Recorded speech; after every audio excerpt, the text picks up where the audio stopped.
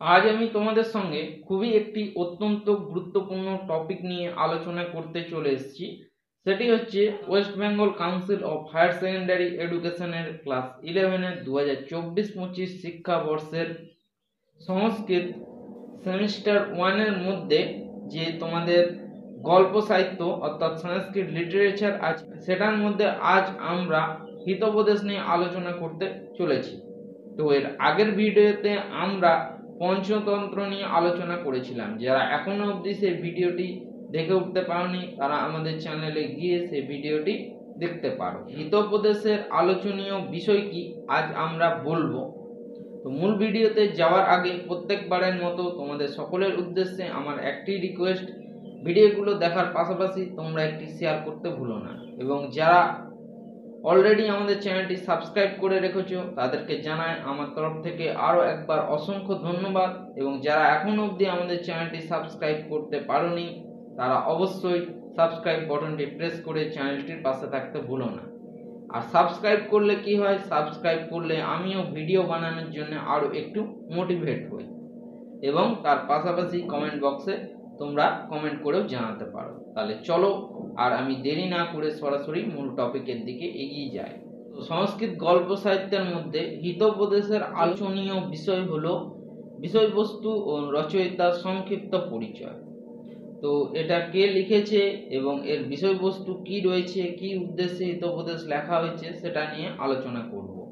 তো দেখো, হিতোপদেশ এই গল্প গ্রন্থটা কি? সংস্কৃত গল্প সাহিত্যের বিশেষত মনুষ্য প্রধান গল্প, মানে ফেয়ারি টেলস। আগেরটা বলেছিলাম পশু পাখির প্রধান গল্প পঞ্চতন্ত্রে, আর হিতোপদেশ হচ্ছে মানুষের চরিত্রকে কেন্দ্র করে যে গল্পটা গড়ে উঠেছে তার মধ্যে অন্যতম সার্থক গল্পগ্রন্থ হলো হিতোপদেশ। পণ্ডিত নারায়ণ শর্মা এই গ্রন্থের রচয়িতা, অর্থাৎ এই গ্রন্থের লেখক হচ্ছে পণ্ডিত নারায়ণ শর্মা। এই গ্রন্থটি পঞ্চতন্ত্রের অনুকরণে রচিত, মানে পঞ্চতন্ত্রকে ফলো করে এই গ্রন্থটা রচনা হয়েছে। হিতোপদেশের পাণ্ডুলিপিগুলি থেকে পাওয়া তথ্য অনুযায়ী সবথেকে প্রাচীনটি 1373 খ্রিস্টপূর্বাব্দে রচিত হয়েছিল। তো হিতোপদেশের পাণ্ডুলিপি কোনগুলোকে বলা হয়? যেগুলো হাতে লেখা হয়, ঠিক আছে, সেইগুলোকে পাণ্ডুলিপি বলা হয়। এবং পাণ্ডুলিপি তালপাতার পাতাতে বা কিছু খেজুর পাতা, তালপাতা, এই পাতাতে লেখা হয়, সেগুলোকে বলা হচ্ছে পাণ্ডুলিপি। এবং সেখান থেকে পাওয়া তথ্য অনুযায়ী সবথেকে প্রাচীন যেটা আছে সেটা 1373 খ্রিস্টপূর্বে রচিত হয়েছিল। এই গ্রন্থে রবিবারকে ভট্টা রকবার বলে উল্লেখ করা হয়েছে। এই শব্দটি অন্যান্য বিষয় বিচার করে বলা যায় নারায়ণ শর্মা 10ম শতকের আগে আবির্ভূত হয়নি, মানে নারায়ণ শর্মার আবির্ভাব কাল হচ্ছে 10ম শতকের আগে না, 10ম শতকের পরেই হয়েছে। তাই ঐতিহাসিক গবেষকগণ সিদ্ধান্ত করেন যে 10ম থেকে একাদশ শতকের মধ্যবর্তী কোনো সময়ে রচিত হয়। যেহেতু এখানে দেখো নারায়ণ শর্মার আবির্ভাব কালটা বা আবির্ভূত কালটা এখানে 10ম শতকের আগে ধরা হচ্ছে, সেই জন্যে এইখানে হিতোপদেশ গল্পগ্রন্থটির রচনাকাল বলা হচ্ছে 10ম থেকে একাদশ শতকের মধ্যবর্তী কোনো সময়ে রচিত হয়েছিল।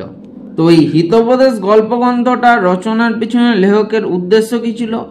ভাগীরথীর তীরে পাটলিপুত্র নগরের রাজা সুদর্শনের পুত্রদের বিভিন্ন শাস্ত্রে পারদর্শী করে তোলার উদ্দেশ্যে পৃষ্ঠপোষক রাজা ধবলচন্দ্রের সভাকবি নারায়ণ শর্মা গ্রন্থটি রচনা করেন। মানে ভাগীরথীর তীরে পাটলিপুত্র নামে একটি নগর ছিল, সেই নগরে সুদর্শন নামে একটি রাজা রাজত্ব করতেন। তার কিছু পুত্র ছিল যারা তোমার জড়বুদ্ধি সম্পন্ন ছিল। সেই পুত্রদের বিভিন্ন শাস্ত্রে পারদর্শী করে তোলার উদ্দেশ্যেই রাজা ধবলচন্দ্রের সভাকবি নারায়ণ শর্মা এই গ্রন্থটি রচনা করেছিলেন। তো এই হিতোপদেশ গল্পগ্রন্থের দেখো ভাগ আছে গ্রন্থটা, যেমন পঞ্চতন্ত্রে 5টি তন্ত্র ছিল, এখানে হিতোপদেশ গল্পগ্রন্থটি 4টি খণ্ডে বিভক্ত। এখানে 4টি খণ্ড আছে, কি? মিত্রলাভ, সুহৃদ বেদ, বিগ্রহ, সন্ধি, ঠিক আছে। হিতোপদেশের আঙ্গিক বৈশিষ্ট্য পঞ্চতন্ত্রের মতোই। হিতোপদেশের যে আঙ্গিক বৈশিষ্ট্যটা এটা হচ্ছে পঞ্চতন্ত্রের মতো। নারায়ণ কথার ছলে বালকদের নীতি উপদেশ দিয়েছেন। নারায়ণ শর্মা কথার ছলে বালকদের, অর্থাৎ নীতি কথামূলক গল্প বলে বালকদের এই গল্পগ্রন্থের মাধ্যমে নীতি শিক্ষা উপদেশ দিয়েছেন। তিনি বলেছেন, যেমন কাঁচা মাটির পাত্রেই দাগ চিরস্থায়ী হয় তেমনি বালক বালিকাদের মনে বাল্যকালে নীতির নিজ বপন করলে তা ফল দেয়। মানে তিনি বলছেন, যদি একটা কাঁচা মাটির পাত্রের মধ্যে যদি তোমরা দাগ দিয়ে দাও, মানে কাঁচা কোনো জিনিস তৈরি করলে, ধরো হাঁড়ি কলসি হতে পারে বা মাটির কোনো খেলনা হতে পারে, তার মধ্যে যদি তোমরা নখে করে দাগ দাও, সেই দাগটা থেকেই যায়, সেটা পুরানোর পরও, কাঁচা মাটির পাত্রটা পুরানোর পরও দাগটা কিন্তু যায় না। তেমনি ছোটবেলায় অর্থাৎ বাল্য বয়সেই বালক বালিকাদের মনে যদি বাল্যকালে নীতির বীজ বপন করে দেওয়া হয়, অর্থাৎ বোঝানো যায় তাদের, তাহলে সেটা চিরস্থায়ী ফল প্রদান করে থাকে।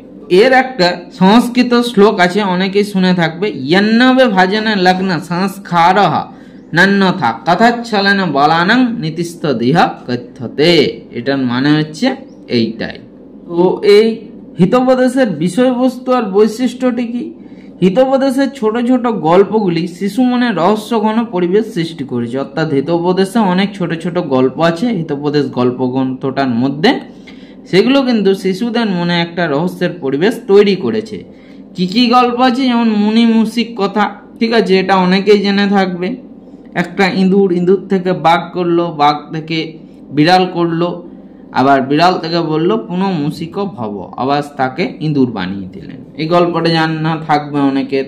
বীরবরের গল্প, নীলবর্ণ শিয়ারের গল্প, সুন্দর উপসুন্দর গল্প প্রভৃতি। হিতোপদেশের মূল গল্পটি হচ্ছে লঘুপতনক নামে এক কাক এবং শতমুখ বিবরবাসী হিরণ্যক নামে এক মুশিককে কেন্দ্র করে গড়ে উঠেছে। মানে হিতোপদেশের মূল গল্প যেটা, সেখানে কাকটার নাম ছিল লঘুপতনক এবং শতমুখ, 100টা মুখ ছিল। সেই মুশিক মানে হচ্ছে ইঁদুরটা, এবং বিবরবাসী অর্থাৎ গর্তে বসবাস করে সেই ইঁদুরটার নাম ছিল হিরণ্যক। এদের দুজনকে কেন্দ্র করে গড়ে উঠেছে। নীতিকথার বাহুল্য গ্রন্থটির অন্যতম বৈশিষ্ট্য। মানে নীতিকথাটাই হচ্ছে এই গল্পগ্রন্থের মূল উদ্দেশ্য। এবার আমরা মূল্যায়ন নিয়ে আলোচনা করব। অর্থাৎ হিতোপদেশ গল্পগ্রন্থটা কেন সবারই কাছে জনপ্রিয় হয়ে উঠল, এবং এখানে রচয়িতার কি গুণের ফলে এটা মানে খুব অত্যাধিক জনপ্রিয় হয়ে উঠেছে। তো কি বলছে, হিতোপদেশ গ্রন্থটি পঞ্চতন্ত্রের অনুকরণে রচিত হলেও রচয়িতা নারায়ণ শর্মা তার রচনার গুণে ও সহজ ভাষায় পশু পাখির গল্পের মাধ্যমে সরলমতি বালক বালিকাদের মনে স্থান করে নিয়েছেন। মানে হিতোপদেশ গল্পগ্রন্থটা পঞ্চতন্ত্রের অনুকরণে বা অনুসরণে রচিত হলেও রচয়িতা অর্থাৎ যিনি লিখেছেন নারায়ণ শর্মা, তার রচনার গুণে এবং সহজ সরল ভাষায় পশু পাখির মাধ্যমে বা পশু পাখির গল্পের মাধ্যমে সরলমতি, অর্থাৎ যে বালক বালিকারা ইনোসেন্ট হয় সেই জন্য বলছে সরলমতি বালক বালিকাদের মনে স্থান করে নিয়েছেন। হিতোপদেশের 43টি গল্পের মধ্যে 25টি গল্প পঞ্চতন্ত্র থেকে নেওয়া হয়েছে। মানে হিতোপদেশের টোটাল 43টা গল্প আছে, তার মধ্যে 25টা গল্প পঞ্চতন্ত্র থেকে নেওয়া হয়েছে। বিশেষত কামন্দকীয় নীতিসার থেকেও অনেক শ্লোক গ্রন্থটিতে নেওয়া হয়েছে। কামন্দকীয় নীতিসার বলে একটি শ্লোকের গ্রন্থ আছে। সেই শ্লোক গ্রন্থ থেকে অনেকগুলি শ্লোক এই গ্রন্থে নেওয়া হয়েছে। তবুও তথ্যের পারম্পর্যে, বৈচিত্র্যের আকর্ষণে এবং কাব্যিক গীতিময়তায় রচয়িতার দক্ষতা অস্বীকার করা যায় না। তবুও তথ্য পরিবেশনে, বৈচিত্র্যের আকর্ষণে এবং কাব্যিক গীতিময়তার জন্য যিনি লিখেছেন অর্থাৎ নারায়ণ শর্মার দক্ষতাকে এখানে অস্বীকার করা যায় না। এখানে ভাষার সারল্য অবশ্যই লক্ষণীয়, অর্থাৎ সহজ সরল ভাষায় যেহেতু এটা লেখা হয়েছে তাই সকলের কাছে বুঝতে সুবিধা হয়। এটা কিন্তু গ্রন্থটার মধ্যে একটি লক্ষণীয় বিষয়। তাই পঞ্চতন্ত্রের মতো হিতোপদেশ ও আবাল বৃদ্ধ বনিতার মন জয় করে নিয়েছে, একথা নিঃসন্দেহে বলা যায়। তাই পঞ্চতন্ত্র যেমন জনপ্রিয়তা অর্জন করেছে ছোট থেকে বড়, সেরকমই তোমার হিতোপদেশও আবাল বৃদ্ধ বনিতার মন জয় করে নিয়েছে, এখানে কোনো কিন্তু সন্দেহ নেই। এর পরবর্তী ভিডিওতে আমরা কথা সরিৎসাগর নিয়ে আলোচনা করব। তো এখানেই তোমাদের হিতোপদেশ গল্পগ্রন্থটি সমাপ্ত হলো। ভিডিওটি ধৈর্য ধরে দেখার জন্য তোমাদের সকলকে আমার তরফ থেকে আরও একবার অসংখ্য ধন্যবাদ জানাই।